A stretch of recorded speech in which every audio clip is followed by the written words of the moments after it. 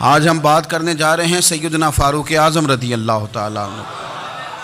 میرا رب کریم قرآن مجید سورہ حج میں ارشاد فرماتا ہے کہ الذین ان مکناہم فی الارض، کچھ لوگ ایسے ہیں کہ اگر ہم انہیں زمین میں اقتدار دیں، زمین میں اگر ہم انہیں قابو دیں تو وہ کیا کریں گے؟ اقاموا الصلاۃ و آتوا الزکوٰۃ، وہ نماز قائم کریں گے، زکوٰۃ ادا کریں گے، وامروا بالمعروف، نیکی کا حکم دیں گے، ونہوا عن المنکر، اور لوگوں کو بری باتوں سے منع کریں گے۔ وہ دینی فکری اصلاحی انقلاب برپا کر دیں گے، نماز کو عام کریں گے، زکوٰۃ کو عام کریں گے، بھلائی کا حکم دیں گے اور برائی سے منع کریں گے۔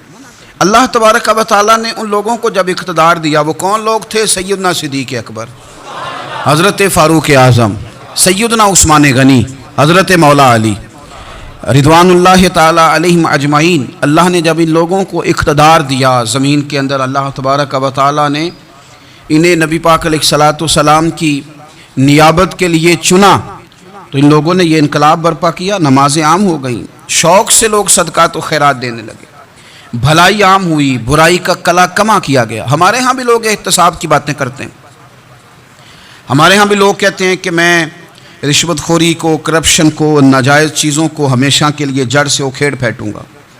لوگ دوسروں سے مطالبہ کرتے ہیں کہ یہ سارے کام جائز کریں، لیکن خود اس پر عمل کرنے کو تیار نہیں ہوتے۔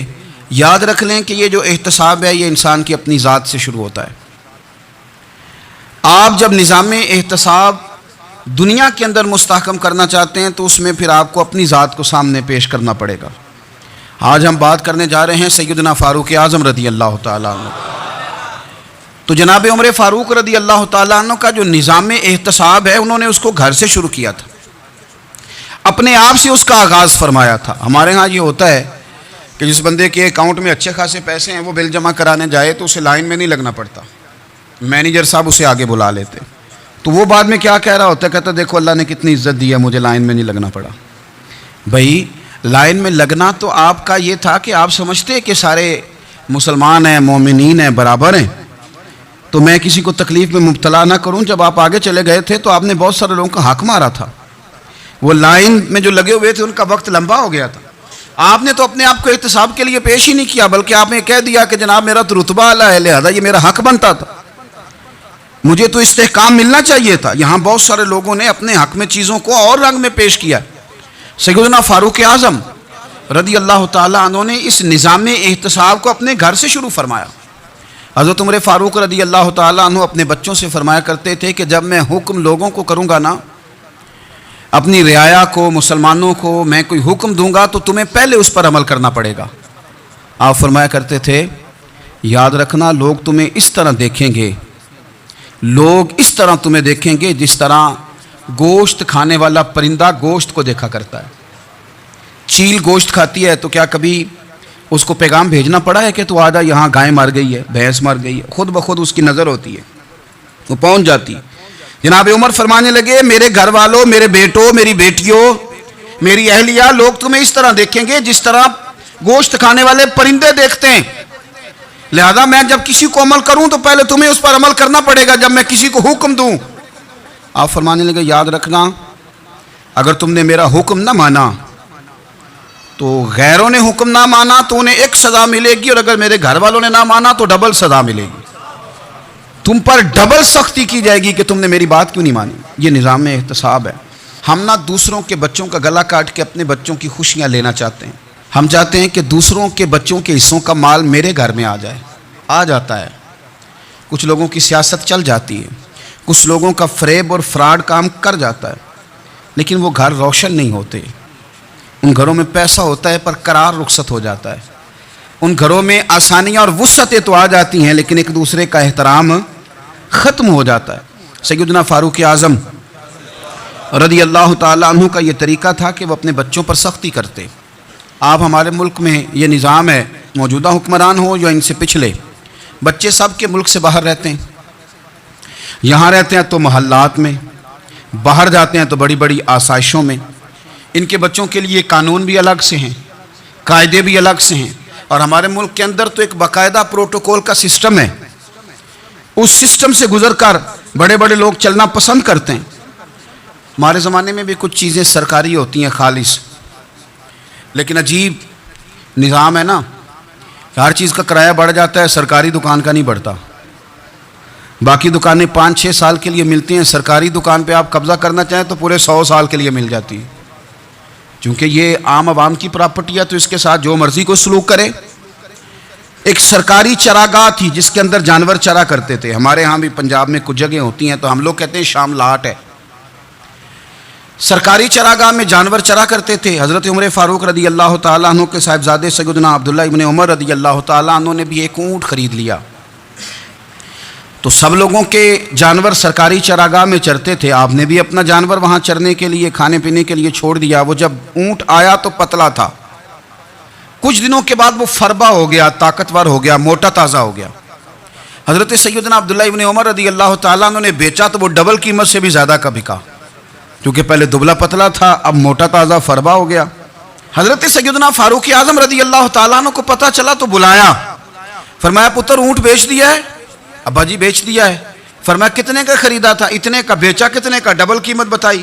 فرمایا اس طرح کر کے اصل رکھ لے اور جو اوپر ملی آپ مجھے دے دے. حضور آپ نے کیا کرنی ہے؟ فرمایا میں سرکاری خزانے میں جمع کروں گا. حضور کیوں؟ فرمایا اس لیے کہ تیرا اونٹ سرکاری جگہ پہ چرا کرتا تھا، وہ گھاس سرکاری جگہ سے کھاتا تھا. حضور سب کے کھاتے. حضرت عبداللہ ابن عمر کہنے لگے سب کے کھاتے ہیں. آپ فرمانے لگے تو سب میں شامل نہیں ہے، تو امیر المومنین کا بیٹا ہے، تجھے میں یہ حق نہیں دے سکتا، تیرے اوپر تھوڑی سختی زیادہ کی جائے گی، تجھے یہ حق نہیں ملے گا. تو اپنے اونٹ کو چونکہ سرکاری چراگاہ میں چرایا کرتا تھا، لہذا تجھے وہ جو اصل رقم یہاں جمع کرانی پڑے گی. ہمارے تو بچے پہلی بات تو یہ ہے کہ بات ہی نہیں سنتے. یہ سب کے بچوں کی بات کر رہا ہوں، وہ ٹیچر کے بچے ہوں، سیٹھ کے بچے ہوں، پیر کے بچے ہوں، امام صاحب کے بچے ہوں، کسی کے بچے ہوں، پہلے تو سنتے نہیں. اور اللہ خیر کرے اگر آپ کوئی سنانا چاہیں تو فوری طور پر وہ ہوم منسٹری کے پاس پہنچ جاتے ہیں، ان کی اماں ان کی وکیل بن جاتی. آپ کہہ ہی کچھ نہیں سکتے، حالات رخ بدل جاتے. اس کا نقصان یہ ہوتا ہے کہ ان کو تراشا نہیں جا سکتا، ان کو ہیرے نہیں بنایا جا سکتا. ان کے اوپر کچھ ایسی میل کچیل چڑھ جاتی ہے جو بڑی عجیب و غریب ہوتی. اور کچھ لوگ ایسے ہوتے ہیں جو خرابی کرنے میں بھی اپنا کردار ادا کرتے ہیں، خرابی کرنے میں. اور بڑے لوگوں سے منسلک ہونے کے لیے لوگ رستے تلاش کرتے ہیں، رستے. میں چونکہ چیزوں کا مطالعہ کرنے کا بڑا شوقین ہوں، تو میری والدہ داخل تھیں کئی سال پہلے ہسپتال میں، تو مجھے اس ہسپتال میں کچھ دن رہنا پڑا. ایک پرائیویٹ ہاسپٹل تھا، تو اس میں انہوں نے جگہ جگہ لکھ کے لگایا تھا ملازمین کو بخشیش نہ دیں، ہم ان کو بڑی اچھی معقول تنخواہ دیتے ہیں، سیلری بڑی عمدہ ہے، تو لوگ بخشیش نہ دیں. میں نے جو مینجمنٹ کے لوگ تھے ہاسپٹل کے، ان میں سے ایک سے میں نے کہا کہ اگر کوئی بندہ اپنی خوشی سے دینا چاہے تو آپ نے بڑا موٹا لکھ کے لگایا برائے مہربانی ان کو بخشیش نہ دیں. اس نے بڑی قیمت، سادہ آدمی تھا پر میری بڑی اس نے مجھے بات بتائی، مجھے نفع ہوا.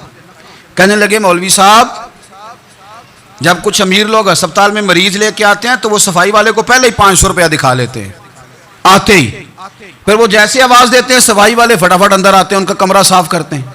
تو سارے تو بیچارے اتنے مالدار نہیں ہوتے کہ آتے ہی پہلے کام والے کو 500 دیں. پھر نقصان کیا ہوتا ہے کہ یہ جن کی ذمہ داری ہے بہت ساری ڈیوٹیاں کرنے کی، یہ ڈیوٹی نہیں کرتے.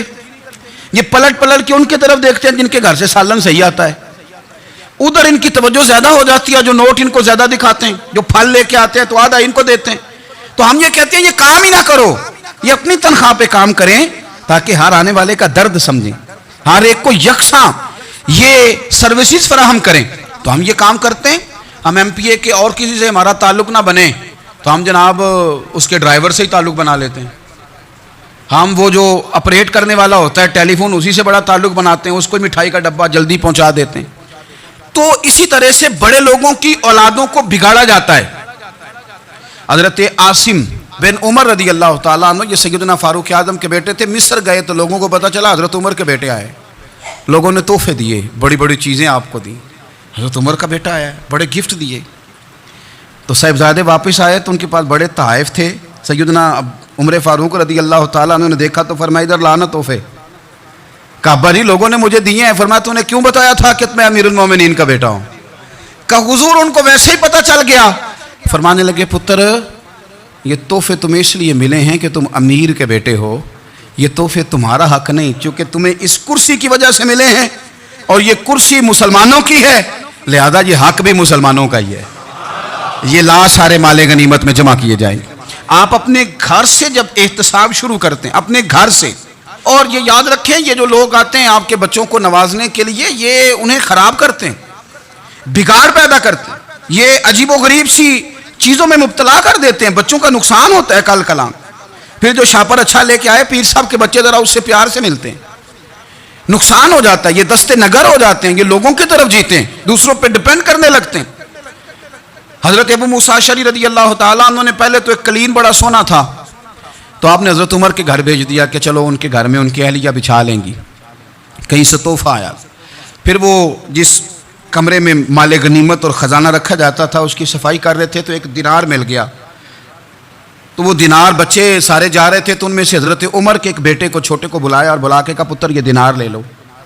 حضرت عمر نے دیکھا کہ بیٹے کے ہاتھ میں دینار بھی ہے اور گھر میں قالین بھی ہے، ایک موقع پہ وہ قالین گیا، ایک موقع پر بچے کو ایک دینار دیا، تو حضرت عمر اپنی اہلیہ سے پوچھنے لگے یہ کہاں سے آیا قالین؟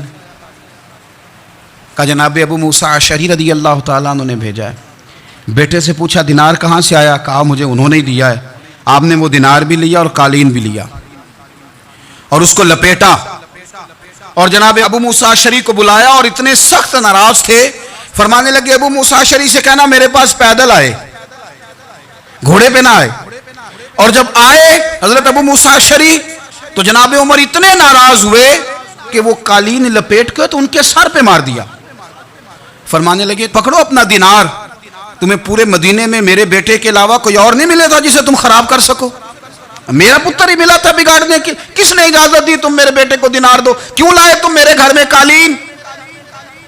حضرت عمر فاروق رضی اللہ تعالیٰ عنہ فرمانے لگے میں زمین پہ سونے کا عادی ہوں، زمین چٹیل بھی ہو تو رب کا بندہ بن کے سوتا ہوں تو اللہ مجھے آرام اور سکون کی نیند عطا فرما دیتا ہے، مجھے تمہارے مخملوں کی اور قالینوں کی ضرورت نہیں ہے۔ احتساب یہاں سے شروع ہوتا ہے بھائی، یہاں ہم نہ اپنے گھر میں بیٹھ کے مایوس باتیں کرتے ہیں، اور فلانے کے بچے کہاں پہنچ گئے، فلانے کے بعد بڑا پیسہ آ گیا، میں کچے مکان میں رہوں، میں یہ کروں، دیکھو مجھے نہیں سہولی۔ یہ تو آپ مایوسی والی باتیں کر رہے ہیں، یہ تو آپ کمزور باتیں کر رہے ہیں، یہ تو اس طرح کی باتیں تو ہارے ہوئے لوگ کرتے ہیں۔ اس طرح کا لب و لہجہ تو ان لوگوں کا ہوتا ہے جو احساس کمتری کا شکار ہوتے ہیں۔ یہ آپ نے کس طرح کا لب و لہجہ، اور اپنے بچوں کو آپ بھکاری بنا رہے ہیں تاکہ دوسروں کو دیکھیں تو مایوس ہو جائیں۔ اٹھ باندھ کمر کیوں ڈرتا ہے، پھر دیکھو خدا کیا کرتا ہے۔ آپ کا جو احساس ہے وہ اتنا خوبصورت ہو، آپ کے لہجے کے اندر اس قدر ٹھہراؤ ہو، آپ کو اطمینان آ چکا ہو، اور آپ کے بچے کبھی بھی کمپیریزن نہ کریں اپنا کسی کے ساتھ، کبھی بھی انہیں کرنے نہ دیں۔ آپ کبھی وہ کبھی یہ بات نہ کریں کہ فلانے زیادہ اچھا کھاتے پیتے ہیں تو ہم کدھر ہیں، کرنے نہ دیں انہیں بتائیں کہ بیٹا اپنی مٹی پہ چلنے کا سلیقہ سیکھو، سنگ مرمر پہ چلو گے تو پھسل جاؤ گے۔ ان کو بتائیں کہ جو تمہارے پاس ہے یہ خدا کا عطیہ ہے، اسی پر تم نے قناعت کرنی کبھی بھی۔ حضرت زید بن حارثہ سے نبی پاک صلی اللہ علیہ وسلم کو بڑا پیار تھا، پھر ان کے بیٹے حضور کے غلام زادے حضرت اسامہ بن زید کے ساتھ بھی حضور بڑا پیار کرتے، لیکن یہ تو مسلمہ حقیقت ہے نا کہ عظمت اور شان تو سیدنا فاروق اعظم کی زیادہ ہے۔ امت کا اتفاق ہے کہ نبیوں کے بعد سب سے بڑا درجہ جناب صدیق اکبر کا، اور پھر اللہ نے مقام عطا کیا حضرت فاروق اعظم کو، یہ بڑے لوگ تھے۔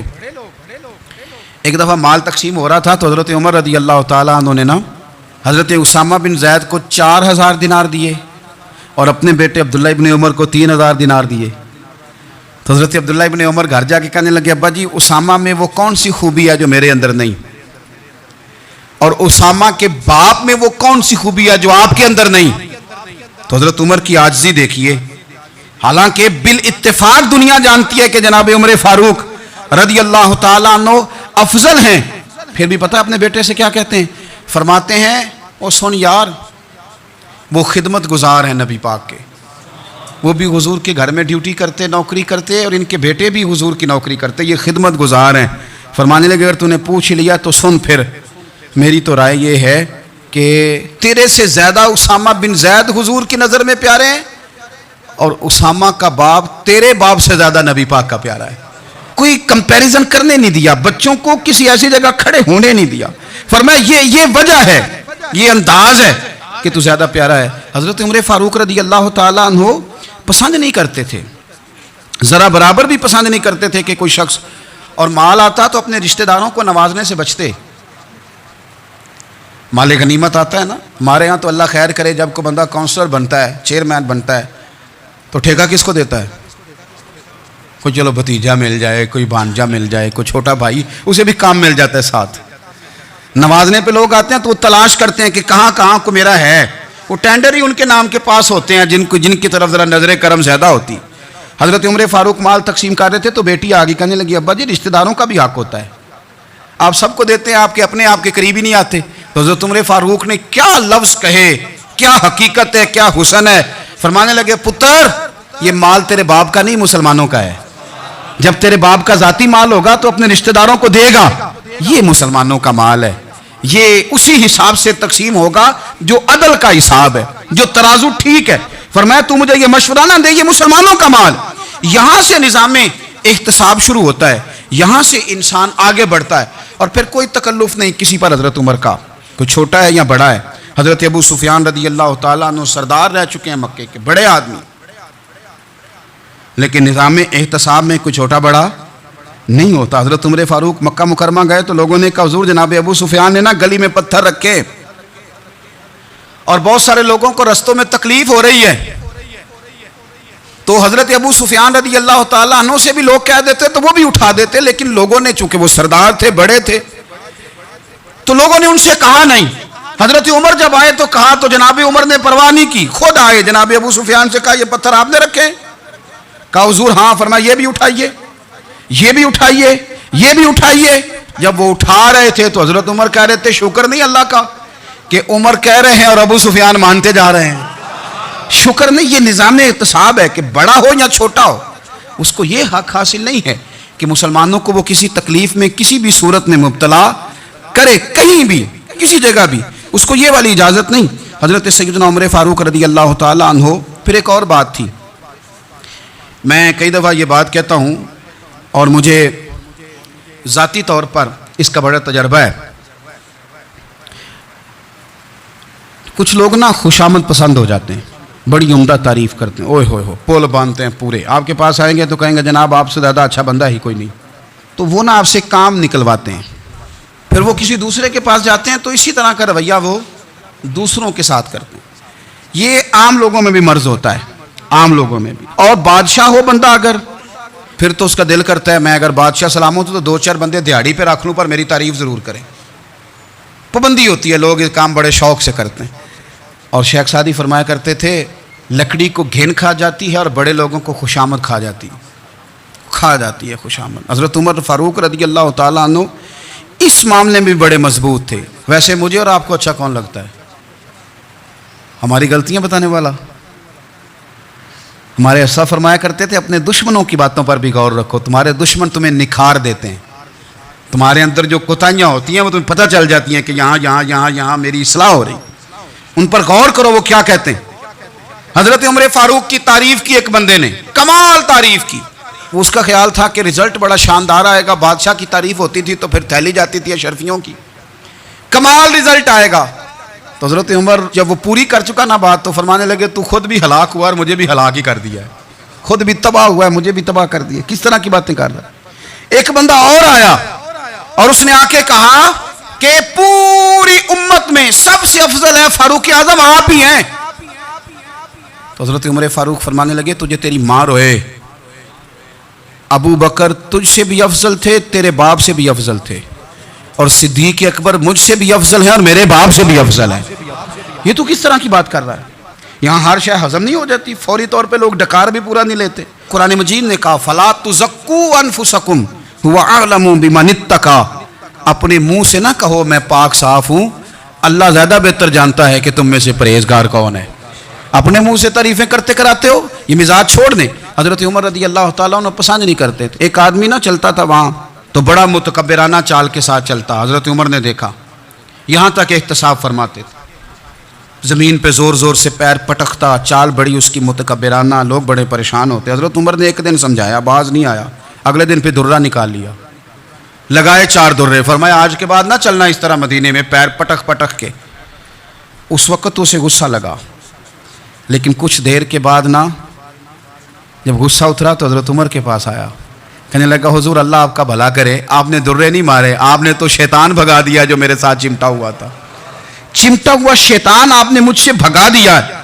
یاد رکھیں مسند امام احمد بن حنبل میں حدیث ہے، اللہ کے پیارے رسول صلی اللہ علیہ وسلم فرماتے ہیں جو دنیا میں متکبرانہ چال کے ساتھ چلتا ہے نا، قیامت کے دن وہ اللہ سے اس حال میں ملے گا کہ رب اس سے ناراض ہوگا۔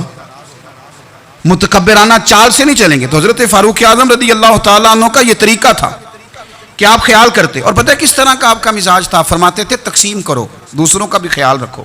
جس طرح بندہ دیوانہ وار نہیں لوگوں کا خیال رکھتا کہ بندہ بگڑے کوئی نہ، دیوانہ وار۔ کچھ لوگ تبلیغ کرتے ہیں رسمی، اور کچھ لوگ ایسے ہوتے ہیں جو لوگوں کی اصلاح میں دیوانے ہو جاتے ہیں۔ ان کی خواہش ہوتی ہے یہاں بھی بندہ ٹھیک ہو جائے، یہاں بھی بندہ ٹھیک ہو جائے، یہاں بھی بندہ ٹھیک ہو۔ کچھ لوگ کڑی نگرانی کرتے ہیں کہ انسان بگڑنے نہ پائے۔ حضرت عمر فاروق رضی اللہ تعالیٰ عنہ نا گوشت والی دکان کے پیچھے جا کے بیٹھ گئے کئی دنوں تک۔ وہ کہنے لگا حضور یہاں کیا ہے؟ فرمایا تو اپنا کام کرنا۔ گوشت والی دکان پہ بیٹھے، کام کر اپنا، نگرانی کرنے لگے حضرت عمر۔ پھر آپ نے نا وہ بندے پکڑ لیے، کون؟ جو 2 دن مسلسل گوشت خریدنے آئے، پکڑ کے کھڑا کر لیا۔ فرمایا تو کل بھی گوشت لینے آیا تھا؟ حضور ہاں۔ فرمایا آج پھر کھائے گا؟ حضور جی۔ تو آپ فرمانے لگے کیا تیرے محلے سے غربت ختم ہو گئی ہے؟ تیرے رشتہ دار سارے پیٹ بھر کے کھاتے ہیں، تو 2 دن گوشت لینے آتا ہے؟ فرمایا آج کے بعد مسلسل گوشت لینے آیا تو درے سے ماروں گا، خبردار یہ کام نہ کرنا۔ یہاں تک نظام احتساب کا جب خیال رکھا جائے پھر حالات بگڑا نہیں کرتے، پھر وہ قابو میں رہا کرتے ہیں۔ حضرت عمر فاروق رضی اللہ تعالیٰ عنہ اس ترتیب کے ساتھ اصلاح کرتے، اس ترتیب کے ساتھ۔ سیدنا فاروق اعظم رضی اللہ تعالیٰ عنہ کی ایک بات آخر میں عرض کرنی ہے، وہ میں بھی اپنے اوپر لاگو کروں، آپ بھی غور کریں۔ حضرت عمر فاروق رضی اللہ تعالیٰ عنہ نے نا خط لکھا حضرت ابو موسیٰ اشعری کو۔ آپ فرمانے لگے یاد رکھنا جو گورنر، جو امیر اپنے رب کریم کی فرما برداری کرتا رہتا ہے نا، اس کی رعایا بھی اس کی فرما برداری کرتی ہے، اور جو لوگ اپنے رب کریم کی فرما برداری چھوڑ دیتے ہیں پھر جنہوں نے ان کی فرما برداری کرنی ہوتی ہے وہ ان کی فرما برداری چھوڑ دیتے ہیں۔ آپ نے سپہ سالاروں کو خط لکھے تھے، فوج کے جو جرنیل تھے، کمانڈو تھے، ان کو خط لکھے تھے۔ فرمایا جو سپاہی نماز نہیں پڑھتا اسے فوج سے نکال دو، اور ساتھ لکھا تھا یاد رکھو جو رب کا وفادار نہیں وہ ہمارا کیسے ہو سکتا ہے، نکال دو ان لوگوں کو، فوج سے الگ کر دو۔ ہم آج جو بے پناہ پریشان ہیں، ہمارے بچے بات نہیں مانتے، شاگرد بات نہیں مانتے، ہم شکوے کرتے ہیں، بے ادبی بڑھ گئی۔ ادب کے ساتھ میں گزارش کروں گا بڑوں کی بارگاہوں میں، جو میری طرح کے بڑے بنے ہوئے ہیں، بزرگوں سے نہیں بات کرتا، ان سے میں کہوں گا کہ ہمیں ایک دفعہ اپنے اوپر بھی تو غور کر لینا چاہیے، کہیں ایسا تو نہیں ہے کہ ہم جب تک اللہ تعالیٰ کے فرما بردار تھے، جب تک ہم تقوی کے معیار پر تھے، ہماری بات ماننے والے ہماری بات مان رہے تھے، کہیں ایسا تو نہیں کہ ہم اس معیار سے ہل گئے ہیں، تو اب جو ہمارے فرما بردار تھے وہاں سے ہل گئے ہیں۔ حضرت عمر رضی اللہ تعالیٰ عنہ فرمایا کرتے تھے کہ لوگوں کو عجب میں مبتلا نہیں ہونا چاہیے، خود پسندی کا جو ماحول ہوتا ہے اس سے لوگوں کو ہمیشہ نکلنا چاہیے۔